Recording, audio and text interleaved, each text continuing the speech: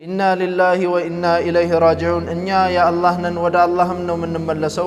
ወላሂ በትላንትናው ዕለት የተፈጠረው ነገር በጣም ልብን የሚነካ ለአይን ማየት ያስጠላል፣ ለጆሮም መስማት ይደብራል። ለምን ሴት ልጅም ሆነ ወንድ ልጅ ማንም ሰው ፊት ለፊት ማጎንበስ ሱጁድ መውረድ የለበትም።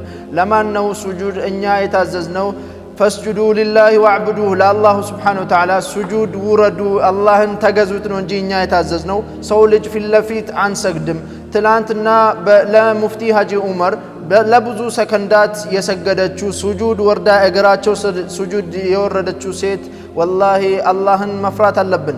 ሴቶችም ሆነ ወንዶች ለአንድ ሰው ሱጁድ አንወርድም። ለማን ብቻ ነው የምንወርደው? ለአላሁ ስብሓነሁ ወተዓላ ነው። ይሄ ዲን አልኢስላምን አይወክልም። እስልምና ለሌላ ሰው ሱጁድና ውረድ አይልም። ለእናትና ለአባትህ ሱጁድ ውረድ አይልም።